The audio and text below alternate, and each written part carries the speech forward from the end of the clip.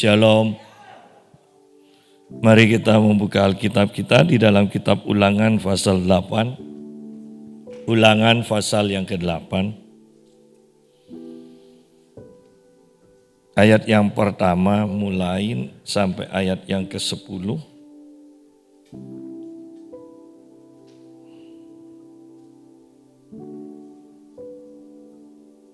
Bersyukur kepada Allah karena kebaikan-Nya. Segenap perintah yang kusampaikan kepadamu pada hari ini, haruslah kamu lakukan dengan setia, supaya kamu hidup dan bertambah banyak, dan kamu memasuki serta menduduki negeri yang dijanjikan Tuhan dengan sumpah kepada nenek moyangmu.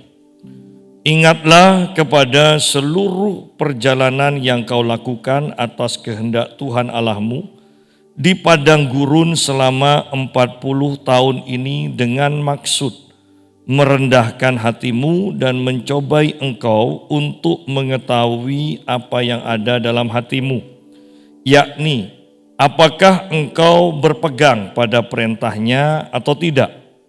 Jadi, Ia merendahkan hatimu, membiarkan engkau lapar dan memberi engkau makan mana yang tidak kau kenal dan yang juga tidak dikenal oleh nenek moyangmu, untuk membuat engkau mengerti bahwa manusia hidup bukan dari roti saja, tetapi manusia hidup dari segala yang diucapkan Tuhan. Kita berhenti sampai sini dulu.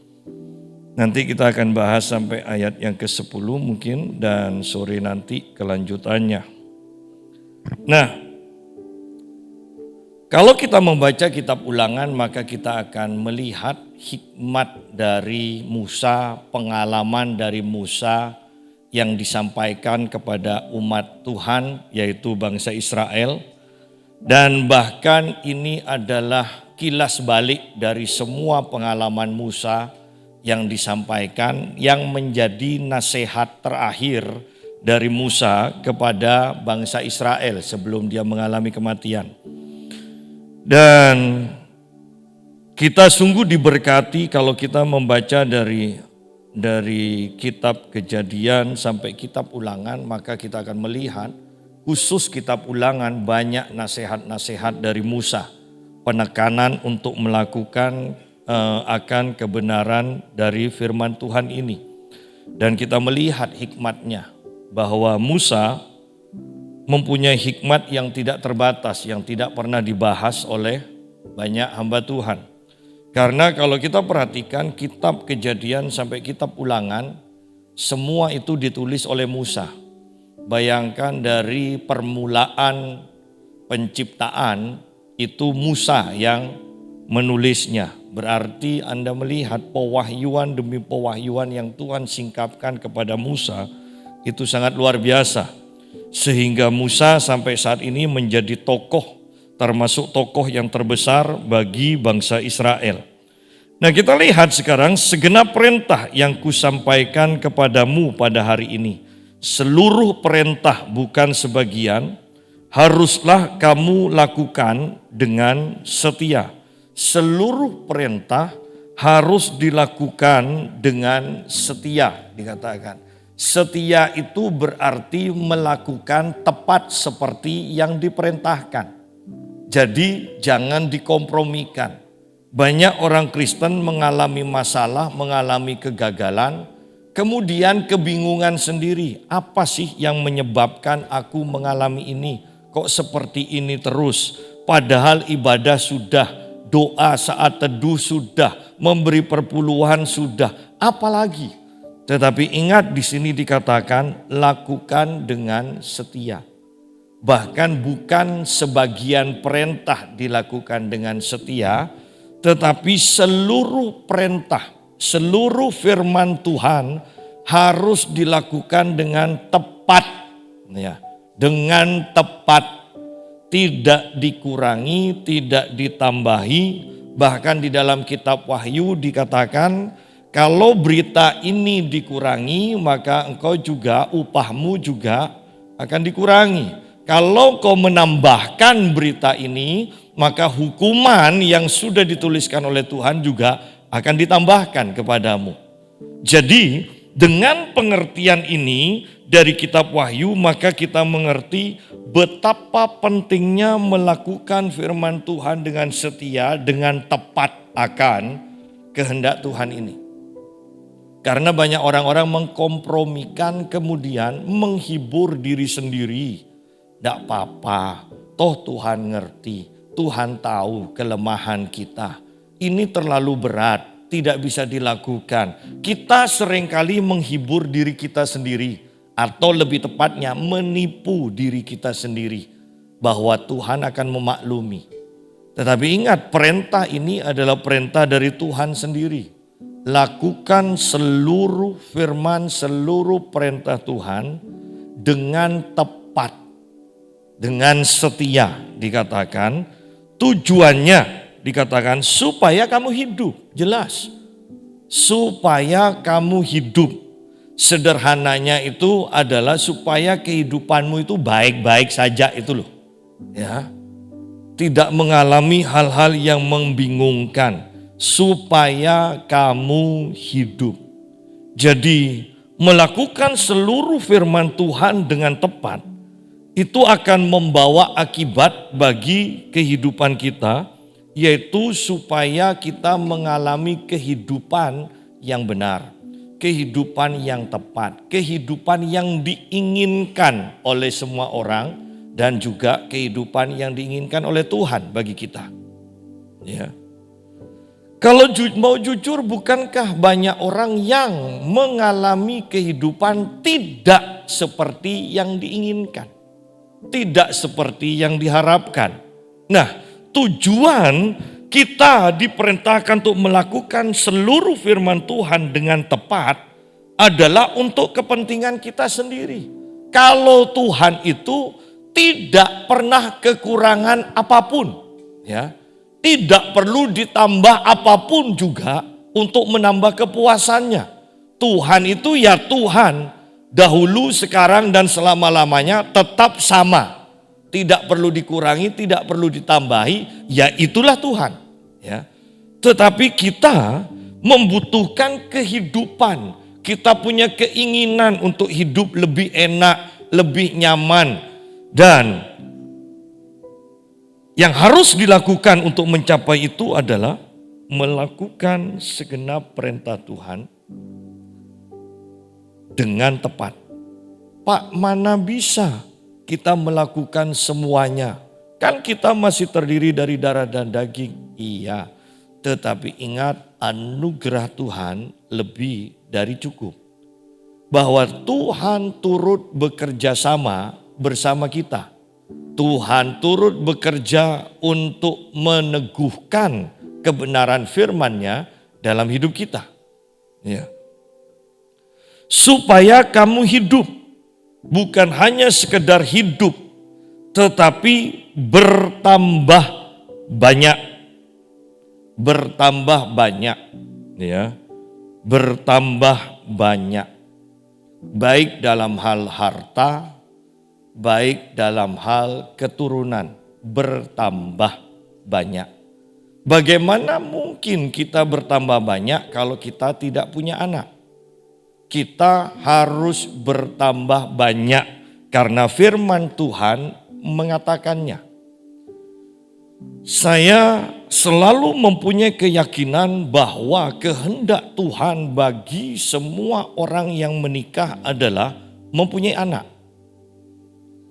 Dan kalau kita membaca di dalam perjanjian lama ini, selalu ditekankan tidak akan ada yang mandul di tengah-tengahmu. Tidak ada yang mandul, tidak ada yang mandul.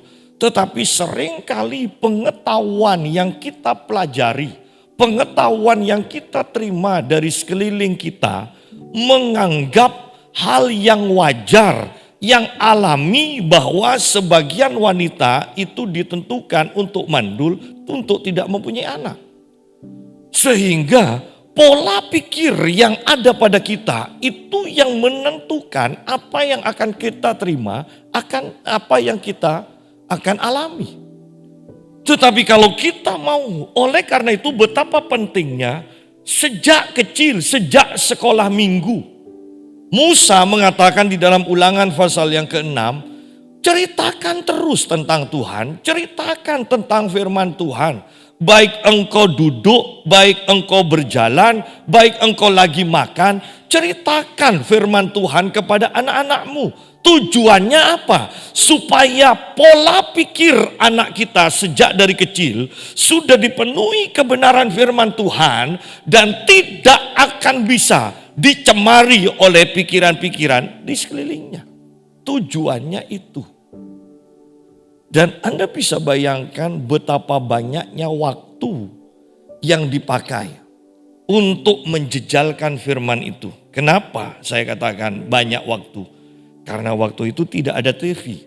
Karena waktu itu tidak ada radio. Karena waktu itu tidak ada HP. Jadi Anda bisa membayangkan kenapa bangsa Israel tidak ada yang mandul. Karena banyak sekali waktu yang dipakai untuk menjejalkan firman Tuhan ke dalam pikiran, ke dalam hati anak-anaknya. Sehingga pola pikir mereka selaras, sehingga begitu mudahnya mereka mempercayai firman Tuhan. Sehingga apa yang Tuhan sampaikan ini terjadi dalam kehidupan mereka. Sebenarnya itu. Kalau mau jujur, sekarang bukankah banyak orang tua yang terlalu sibuk? Bahkan kadang ada di rumah pun sibuk dengan kegiatan masing-masing. Tidak sempat berbicara, tidak sempat memberi nasihat, tidak sempat untuk mengajarkan firman Tuhan. Minimal seharusnya ada waktu untuk makan bersama untuk satu keluarga. Karena kalau zaman sekarang itulah waktunya kita bisa berbicara santai dengan anak-anak kita. Cerita pengalaman kita dengan Tuhan.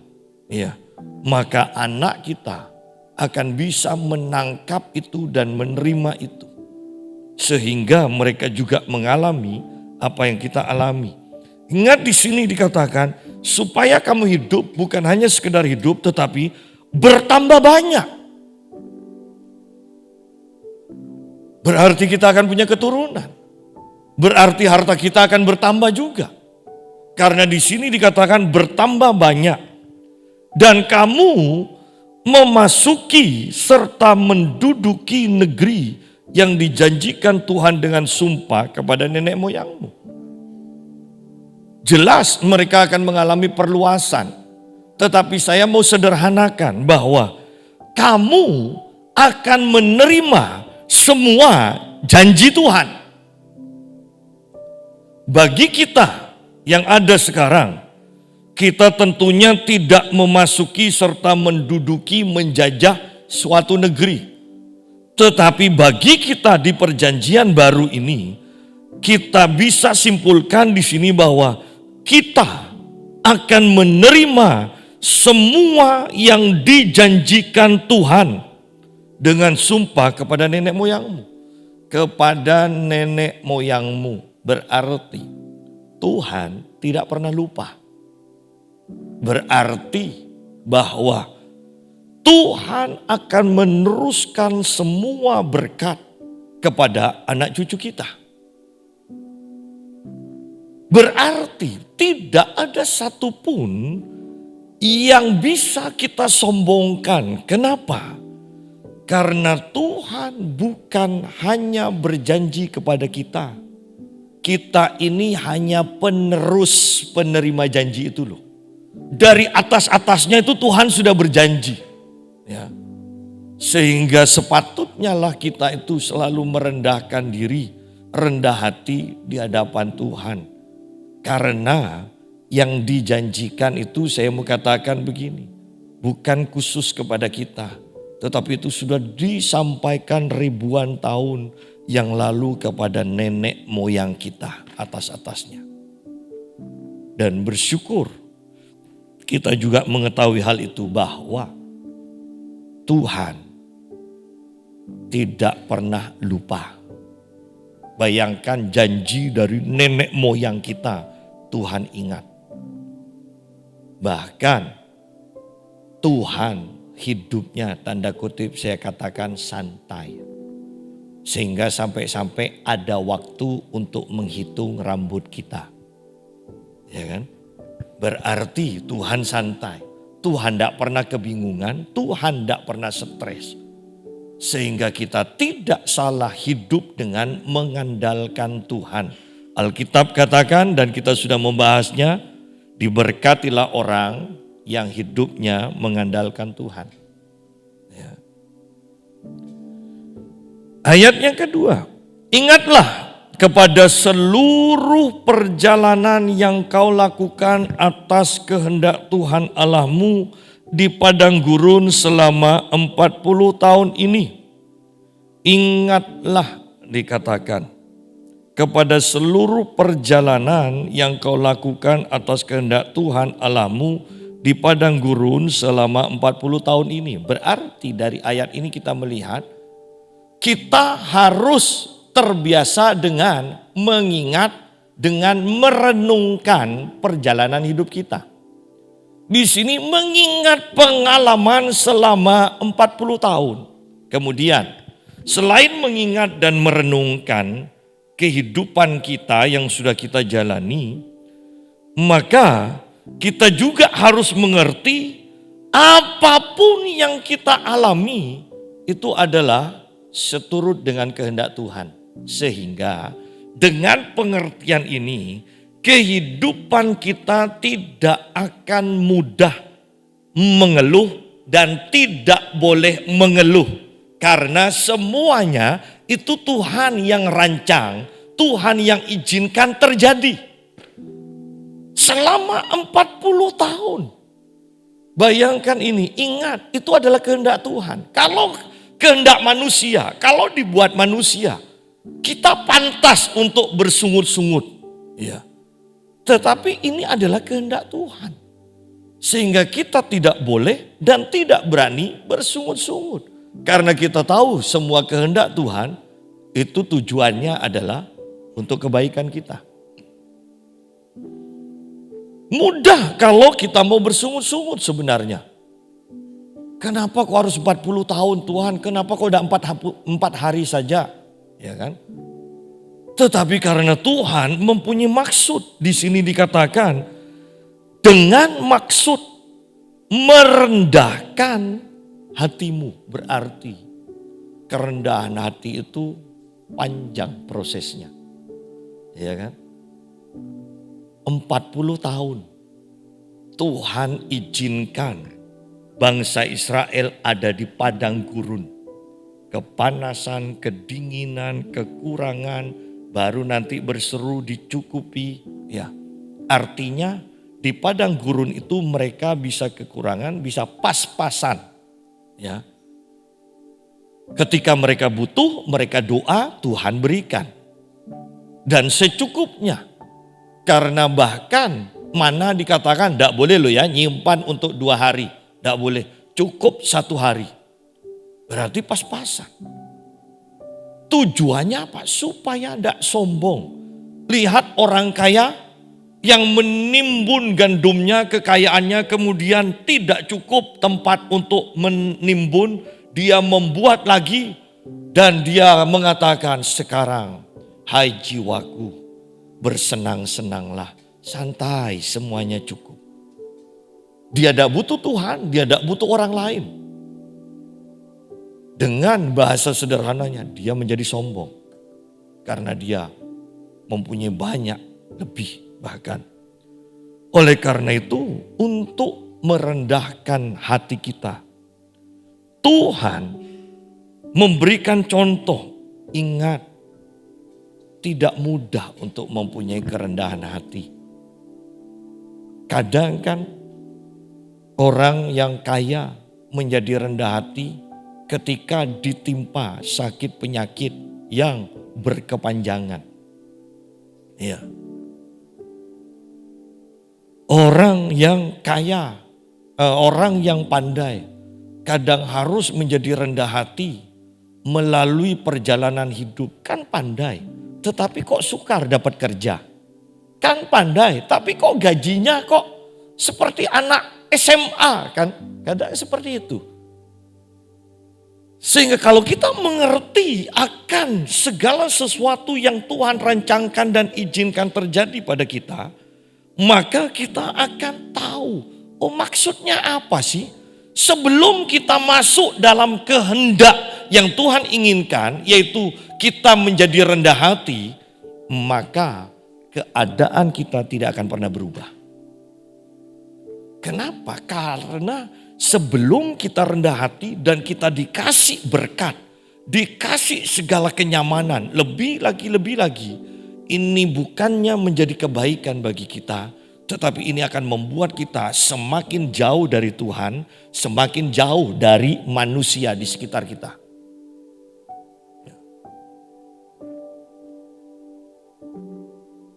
Di sini sangat penting kita memahami ini. Bahwa segala sesuatu, bahkan mungkin itu berjalan begitu lama dan melelahkan. Ingat, sebenarnya itu bisa seketika itu juga berubah. Ketika kita sudah memahami dan mau untuk masuk di dalam maksud yang Tuhan inginkan. Yaitu rendah hati. Sukar orang yang sombong itu, walaupun Anda katakan, orang lain katakan, orang ini baik. Bukankah banyak orang baik tetapi sombong? Banyak orang baik tetapi sombong. Yang jadi masalah adalah Tuhan tidak pernah memusuhi orang baik. Tuhan tidak pernah memusuhi orang kaya. Tuhan tidak pernah memusuhi orang yang pandai. Yang Tuhan musuhi adalah orang yang sombong. Banyak ayatnya. Banyak ayatnya. Bahkan dosa yang pertama itu adalah dosa kesombongan. Baik di surga maupun di bumi. Yesaya 14 tentang kejatuhan dari Lucifer. Bukankah dia mengatakan aku mau lebih tinggi daripada malaikat-malaikat yang lain. Aku mau duduk sama seperti Allah di tahta surga itu. Kemudian itu di surga. Lucifer mengalami kejatuhan. Di bumi Adam mengalami kejatuhan ketika dia ingin menjadi sama seperti Allah. Itu dosa kesombongan. Berapa banyak orang-orang Kristen, bahkan pendeta-pendeta menjadi sombong dan pada akhirnya menjadi musuh Allah. Enggak Pak, enggak menjadi musuh Allah. Iya, tetapi semakin menjauh yang artinya engkau selalu akan menentang kehendak Allah dalam kehidupanmu. Ya. Kita lihat di sini Tuhan membutuhkan waktu atau bukan Tuhan.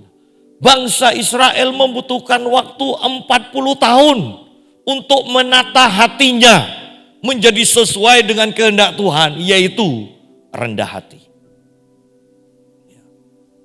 Kan di padang gurun kita melihat sedikit-sedikit satu bangsa Israel gampang mengeluh, kemudian gampang teriak-teriak, gampang menyalahkan Musa, gampang marah pada Musa, marah pada Harun, marah pada Tuhan. Pokoknya semua dimarah. Jadi kalau kita juga gampang marah kepada manusia, lama-lama akan gampang marah kepada Tuhan, berarti hati kita sombong. Butuh waktu yang lama. Dan saya mau tekankan, ayolah. Jangan sombong. Masa butuh 40 tahun lagi? Kalau sampai 10 tahun Tuhan sudah datang. Ya kan? Yang mengikuti bukankah ini tambah seru kan? Rusia dengan Ukraina kan? Sekarang NATO dan Amerika ikut. Dan saya mau tekankan, di mana ada Amerika, maka di sana pasti ada Israel. Di mana ada Israel, di sana ada rencana Tuhan. Kalau sudah nuklir diledakkan, berarti hampir. Itu aja, hampir. Ya kan? Nah, tetapi dalam segalanya yang begitu menakutkan keadaan kita, kalau kita baca kitab Wahyu, karena saya pembacaan Alkitab saya sekarang sampai Wahyu. Iya, dari semua sepertiga mati, sepertiga hancur, sepertiga mati, sepertiga kebakaran dan sebagainya. Yang saya tangkap adalah ini. Semuanya itu tidak akan kena kepada orang yang namanya sudah tertulis di dalam kitab kehidupan. Anda boleh baca dengan teliti, tanggalkan semua doktrin. Baca menurut pengertian dari dirimu sendiri. Anda akan menangkap di sana. Semuanya itu tidak akan kena kepada orang-orang yang sudah diberi tanda. Semuanya itu tidak akan kena kepada orang-orang yang namanya tertulis dalam kitab kehidupan. Bahkan bangsa Israel yang kecil yang hanya digambarkan sebagai wanita, perempuan, ya, yang ada matahari beralaskan bulan. Ketika itu mau dimusnahkan pun tidak bisa dikatakan. Dia dibawa terbang dalam sekejap dan ada dalam perlindungan Tuhan. Heran ya, ketika kita sekarang diajar tentang akhir zaman kitab Wahyu, isinya nakut-nakuti. Ada yang katakan sampai jual semua milikmu, pokoknya harus punya tanah di pedesaan, di pegunungan. Nanti kita tidak bisa beli apa-apa, nanti kita harus bercocok tanam.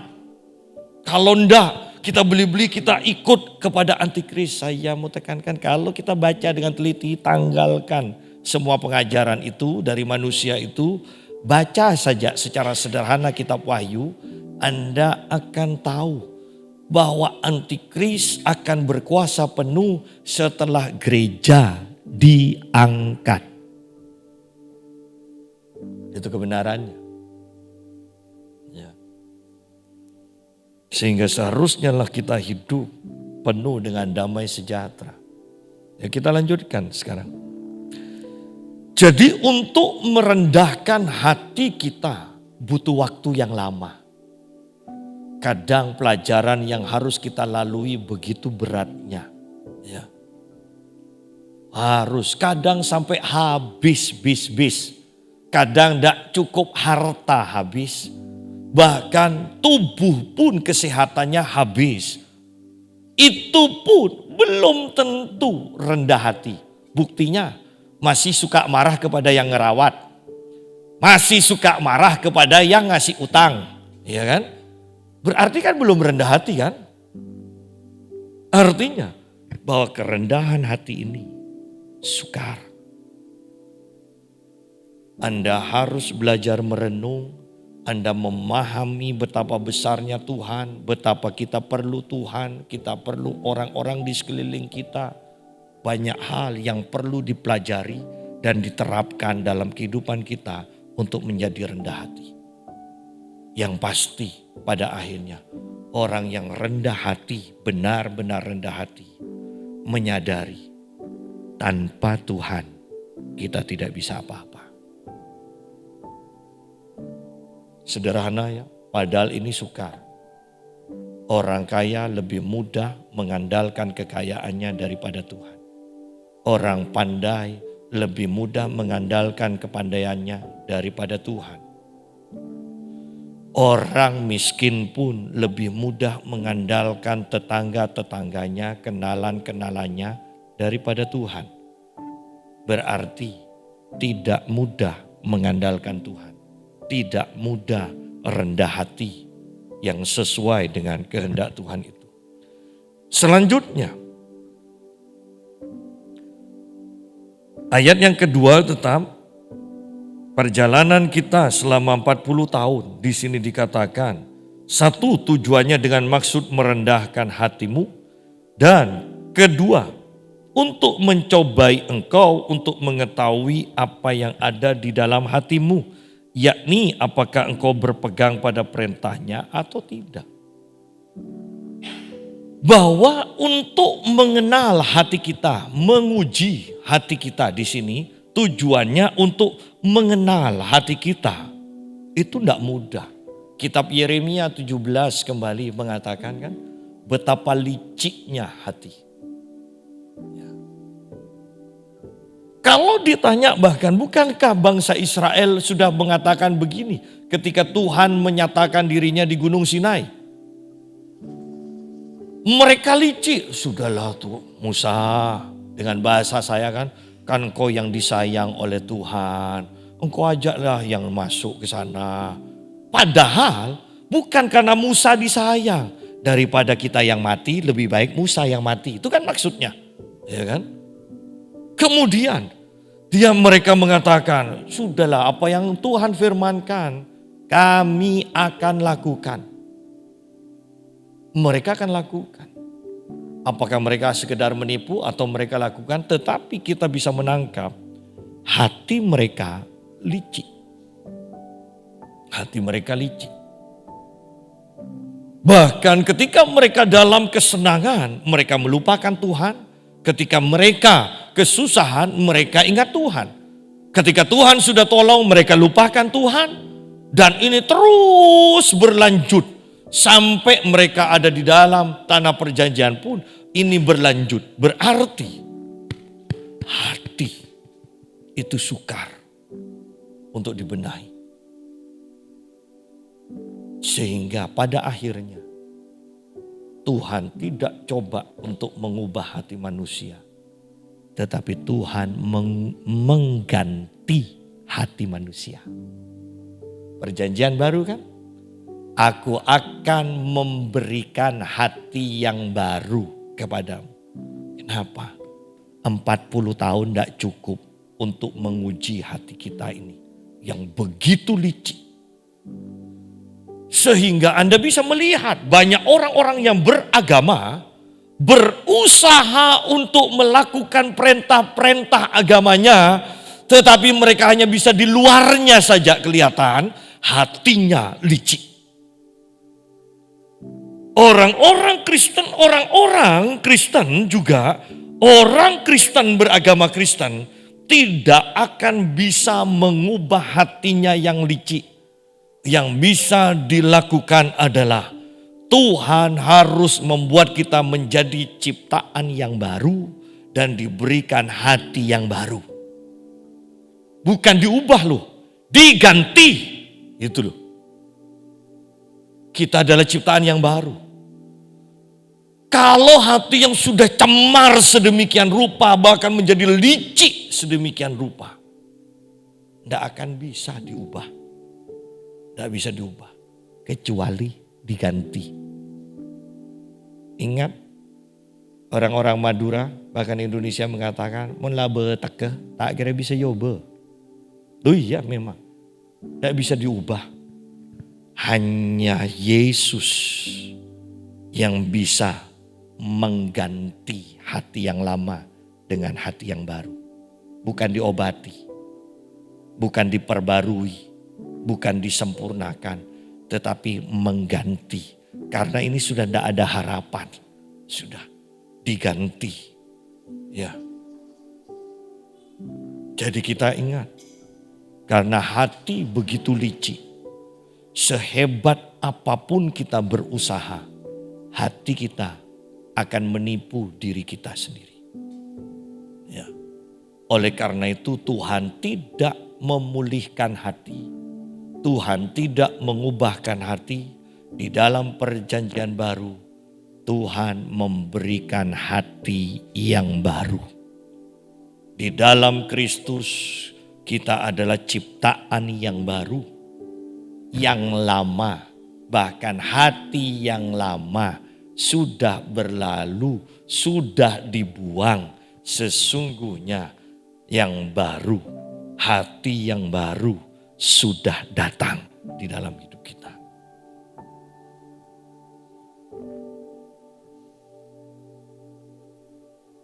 Jadi ayat 3, Tuhan merendahkan hatimu membiarkan engkau lapar, dan memberi engkau makan mana yang tidak kau kenal dan yang juga tidak dikenal oleh nenek moyangmu, untuk membuat engkau mengerti bahwa manusia hidup bukan dari roti saja, tetapi manusia hidup dari segala yang diucapkan Tuhan. Untuk memahami bahwa kita ini hidup bukan hanya mengandalkan yang jasmani saja, tetapi yang terpenting mengandalkan yang rohani, yaitu firman Tuhan, yaitu Tuhan sendiri, mengandalkan Tuhan, itu tidak mudah kembali. Hanya ketika kita sudah menjadi rendah hati, maka kita baru bisa mengandalkan Tuhan. Mengandalkan firman Tuhan lebih daripada hal-hal yang jasmani. Apakah itu orang kaya di sekeliling kita, keluarga kita yang kaya? Apakah kita sendiri yang kaya? Apakah kita yang pandai? Tetapi lihat, kalau kita sudah rendah hati, baru kita akan mengerti, dikatakan bahwa tidak cukup engkau mengandalkan yang jasmani itu untuk tetap hidup. Tetapi engkau harus mengandalkan firman Tuhan.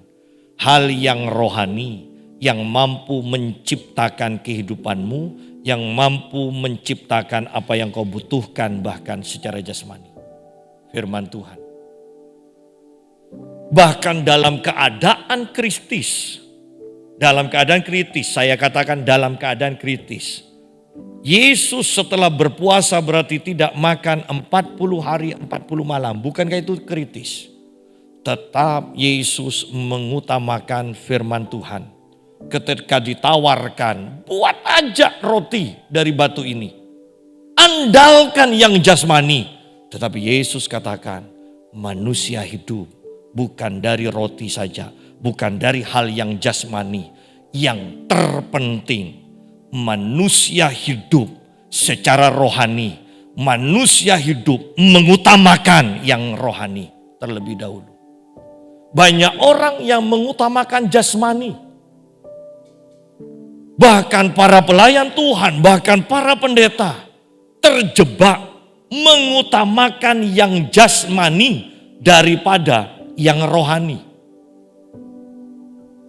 Bahwa semua yang digambarkan dalam kelimpahan secara jasmani di dalam perjanjian lama ini, penerapannya di dalam perjanjian baru adalah mengalami hidup. Aku datang untuk memberikan hidup dan hidup yang berkelimpahan. Tahukah Anda yang dimaksud hidup di sana adalah kehidupan ilahi, bukan kehidupan jasmani. Kehidupan ilahi yang berkelimpahan. Itu kehidupan kalau mau diterapkan di dalam perjanjian baru dalam kehidupan kita sekarang. Sehingga Paulus walaupun dia selalu mengalami, aku kerap kali mengalami kelaparan, aku telanjang. Tetapi menurut kitab Wahyu kepada jemaat di Laodikia bahwa Paulus itu kaya. Kenapa? Paulus katakan, dari sehari ke sehari manusia batiniahku diperbarui dan terus diperbarui. Bukankah ini artinya seperti Yohanes Pembaptis yang mengatakan, aku harus semakin berkurang, Yesus harus semakin bertambah-tambah.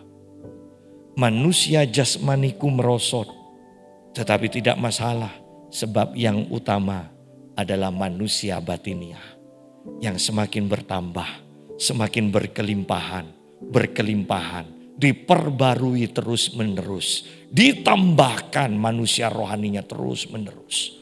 Manusia hidup bukan hanya jasmani saja, tetapi yang utama adalah yang rohani. Itu kebenaran yang harus kita pegang di akhir zaman ini. Banyak orang yang tidak memperhatikan kebenaran ini. menganggap semuanya baik. Tidak masalah, aku berkecukupan, aku sehat. Belum tentu 1 hari, 2 hari kita itu tetap sehat, tetap berkecukupan. Iya kan? Belum tentu. Ya. Tetapi ketika kita bahkan secara jasmani hancur, secara jasmani semakin berkurang. Kalau manusia batiniah kita terus hidup berkelimpahan, diperbarui, maka semua perubahan secara jasmani ini tidak akan pernah bisa mempengaruhi suasana hati kita. Bukankah Paulus bahkan di dalam penjara, dalam kelaparan, di dalam atmosfer yang tidak mengenakan, dia bisa bersuka cita? Berapa kali penjara, dia di dalam penjara Kisah Para Rasul, dia bisa bernyanyi, bukankah hatinya bersuka cita? Di dalam kitab Filipi dari penjara, dia bisa mengatakan bersukacitalah. Sekali lagi aku katakan bersukacitalah. Di dalam penjara, bahkan ketika dia mendengar hamba-hamba Tuhan menyampaikan Injil secara keliru dengan maksud hati yang tidak benar di dalam kitab Filipi pasal pertama. Tetapi Paulus bisa mengatakan, tetapi bagiku yang terpenting, aku tetap bersuka cita. Yang terpenting adalah Yesus diberitakan. Baik dengan maksud baik atau maksud tidak baik. Yang penting nama Yesus semakin terkenal. Aku bersuka cita. Bukan bersuka cita karena Paulus akan segera bebas. Bukan bersuka cita karena kepala penjara begitu baik kepada dia. Tetapi Paulus bersuka cita karena secara rohani, yaitu nama Yesus semakin dikenal. Itu yang sangat luar biasa. Ya.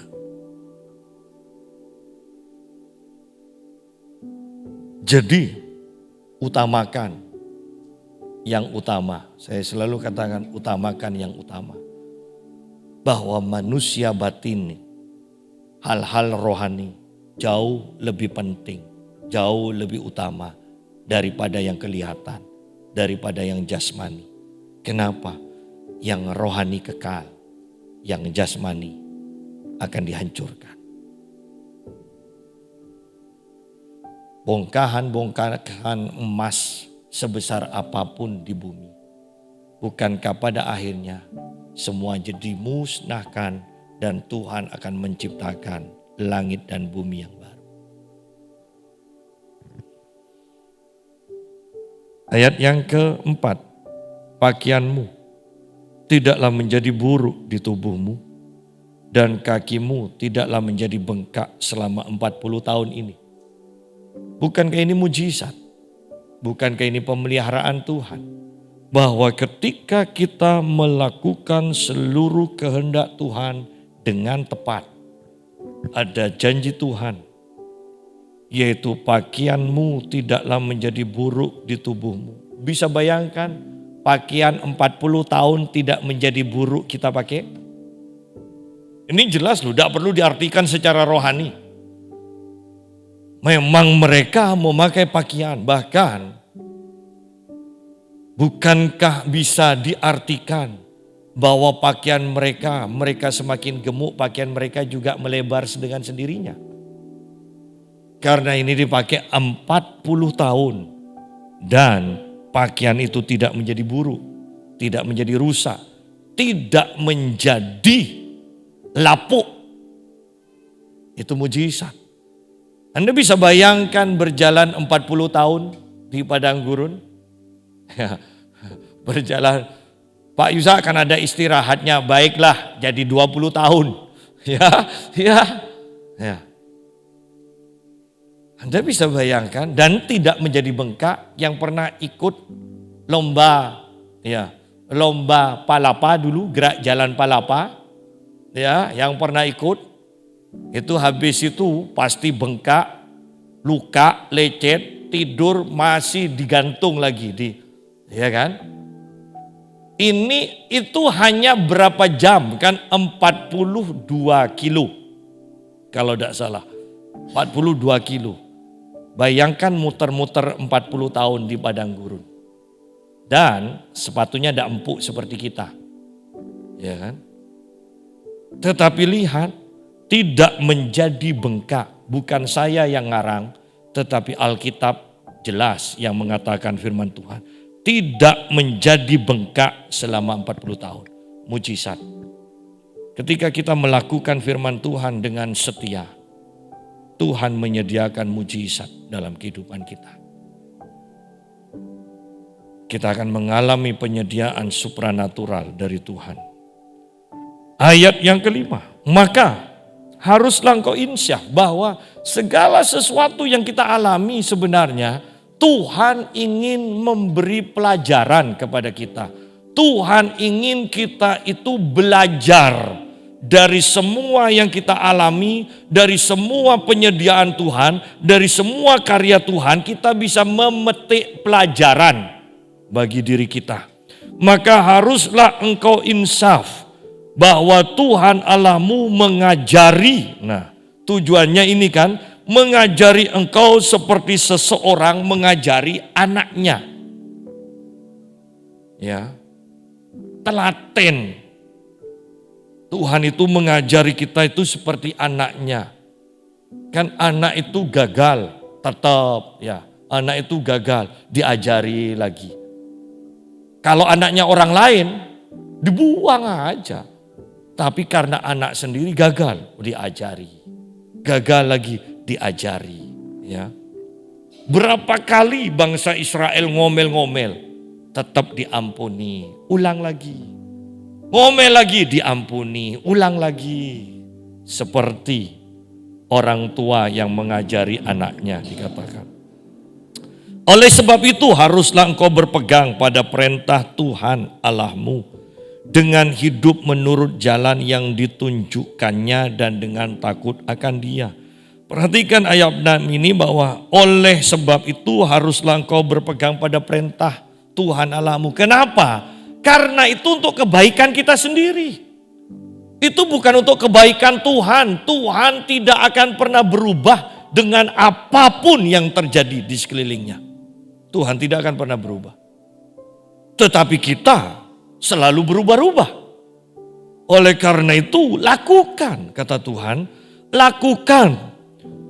Semuanya itu karena manfaatnya itu untuk dirimu sendiri. Bukan untuk orang lain, bukan untuk para malaikat, bukan untuk Tuhan. Itu untuk kebaikanmu sendiri. Ya. Sebab Tuhan Allahmu membawa engkau masuk ke dalam negeri yang baik. Karena Tuhan baik, Tuhan membawa kita ke tempat yang Tuhan sediakan dan tempat itu tempat yang baik. Alkitab katakan di dalam kitab Yakobus bahwa segala yang baik itu datangnya dari Bapa, segala terang. Ya. Sebab Tuhan kita itu baik, maka Dia membawa engkau, membawa kita masuk ke dalam negeri yang baik. Suatu sungai dengan sungai, suatu negeri dengan sungai, mata air dan danau yang keluar dari lembah-lembah dan gunung-gunung. Bukankah ini luar biasa? Setelah 40 tahun krisis air, sekarang Tuhan sediakan air yang berkelimpahan. Air dari sungai, dari mata air, dari danau. Mau milih yang mana? Seakan-akan kan Tuhan katakan begitu. Sudah kamu tahu rasanya kekurangan, nih sekarang aku kasih lebih dari satu macam. Ya kan? Sumbernya, pilih. Ya. Bukankah Tuhan baik? Bisa bayangkan kelegaan kita, kepuasan kita setelah kekurangan, sekarang kita bisa milih. Bukan hanya cukup, bisa milih. Ya. Kalau belum kembung silahkan 3 macam sumber ini pakai semua. Ya, nikmati semua, kan gitu.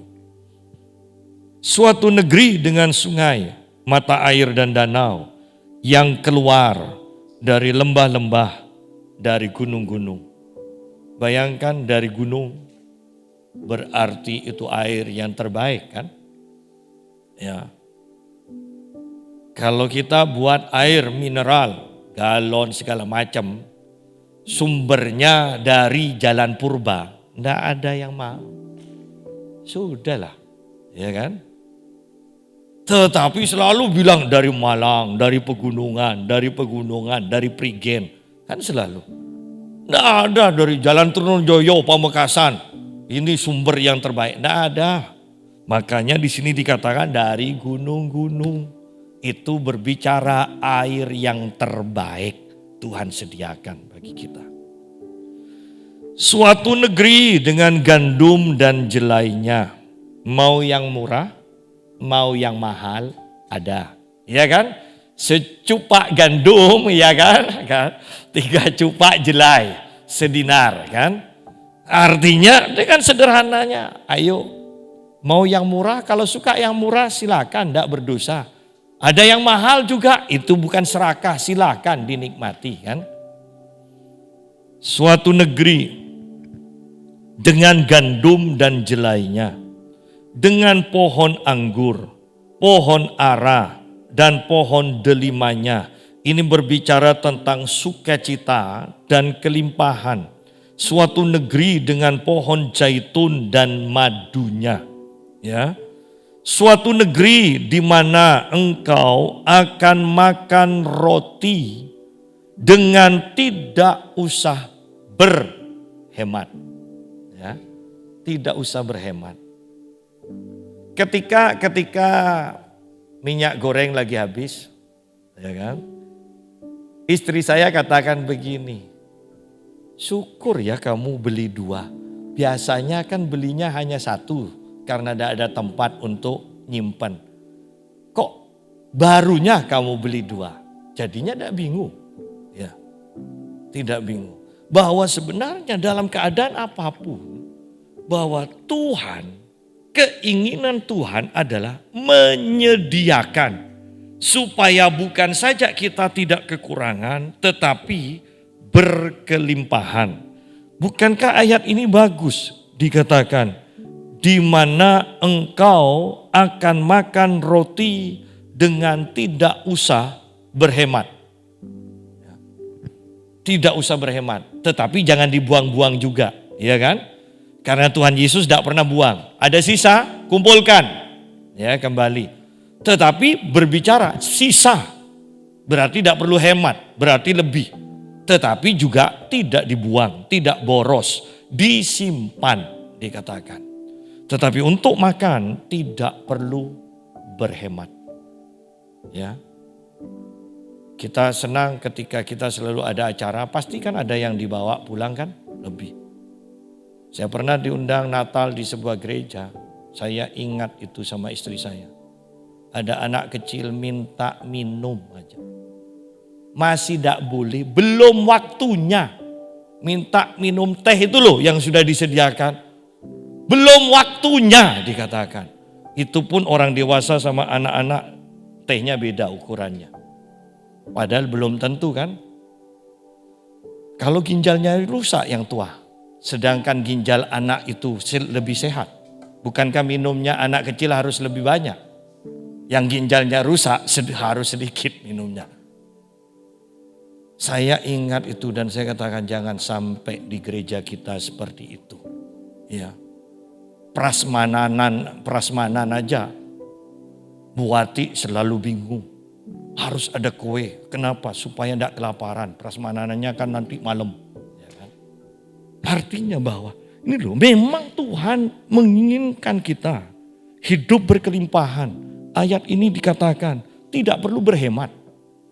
Tidak perlu berhemat. Karena kalau berhemat, nama Allah kita harus diubah juga atau dibuang. Ya kan? Jehovah Jireh, Allah yang menyediakan. Atau Jehovah Jireh itu juga bisa diartikan Allah yang lebih dari cukup. Itu Yehovah Jireh. Allah yang menyediakan atau Allah yang lebih dari cukup. Namanya aja lebih. dari cukup.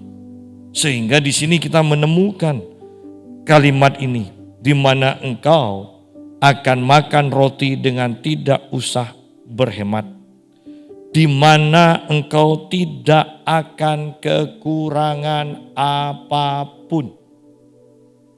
Ya. Ketika manusia roh kita itu benar, ketika kita mengutamakan firman seperti ayat yang keempat dibandingkan roti secara jasmani, maka secara otomatis kita tidak akan kekurangan apapun. Matius 6 ayat 33 mengatakan, ketika engkau mencari terlebih dahulu kerajaan Allah dan kebenarannya, bukankah ini hal yang rohani?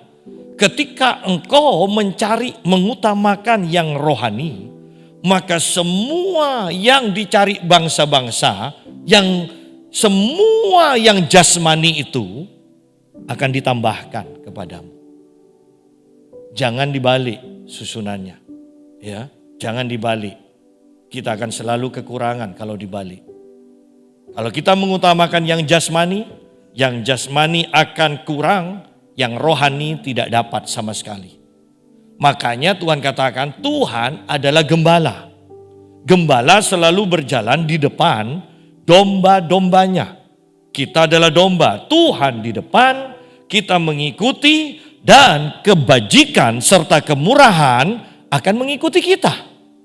Coba balik, kita cari kebajikan dan kemurahan, kita belum tentu dapat kebajikan dan kemurahan, dan kita sama sekali tidak akan pernah dapat Tuhan. Selama urutan-urutannya benar, maka kita dijamin oleh firman Tuhan, kita akan hidup berkelimpahan. Ya. Suatu negeri yang batunya mengandung besi, dan dari gunungnya akan kau gali tembaga. Ini tentang kekayaan alam. Dan ayat terakhir, engkau akan makan dan akan kenyang. Ya. Akan kenyang, bukan mual lo ya. Engkau akan makan dan akan kenyang.